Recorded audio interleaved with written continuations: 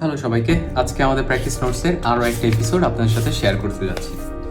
So আজকে আমরা দেখব যে আসলে একটা রিটেস্ট ট্রেডিং সেট আপ কীভাবে কাজ করে, অথবা আমরা স্টেপ বাই স্টেপ 4টা স্টেপে আমরা দেখব যে কীভাবে আমরা একটা ব্রেকআউট স্ট্রাকচার বা একটা ব্রেকআউট সেট আপে ট্রেড নিতে পারি। সো প্রথমত হচ্ছে সেট আপটা ছিল এরকম। সো আমরা কি করব, যখন একটা জায়গায় একের অধিক টাচ থাকবে সেটাকে আমরা ধরে নিব রেজিস্ট্যান্স। তার মানে এখানে R1 অ্যান্ড R2 ছিল, তার মানে এটা একটা ভালো রেজিস্ট্যান্স। অ্যান্ড আমি যদি নিচের সাইডে খেয়াল করি, এখানে S1 দেন S2, তার মানে এটা একটা ভালো সাপোর্ট। ক্লিয়ার? দেন এটা গেল আমাদের পার্ট 1। পার্ট 1 হচ্ছে আইডেন্টিফাইং সাপোর্ট অ্যান্ড রেজিস্ট্যান্সের লেভেলস।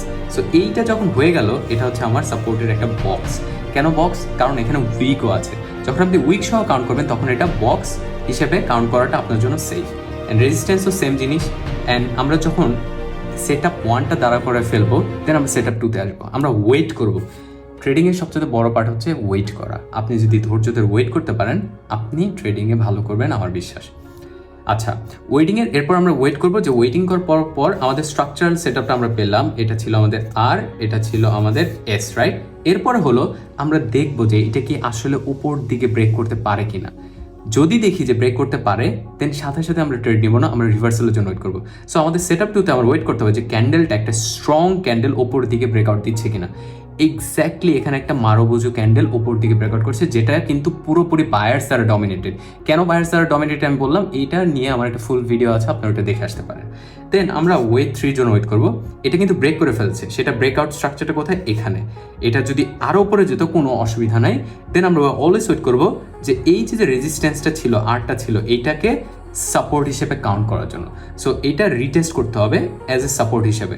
সো যেহেতু এটা সাপোর্ট হিসেবে রিটেস্ট করেছে, দেন আমরা এখানে কি খেয়াল করলাম যে এই যে 3টা ক্যান্ডেলের সেট আপ, এটা হলো মর্নিং ডজি স্টার।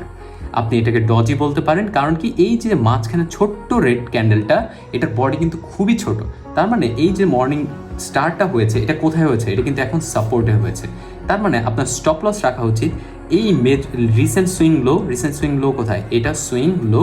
অ্যান্ড আপনার রিস্ক অ্যান্ড রিওয়ার্ড রেশিও হওয়া উচিত 1:2 মিনিমাম, যেন আপনার উইন রেশিও যদি অনলি 60% হয় অথবা 50% হয়, আপনি যেন at the end of the day প্রফিটে থাকেন। সো এইভাবে আপনার বেসিক্যালি একটা রিটেস্ট ট্রেডিং সেট আপে ট্রেড করতে হয়।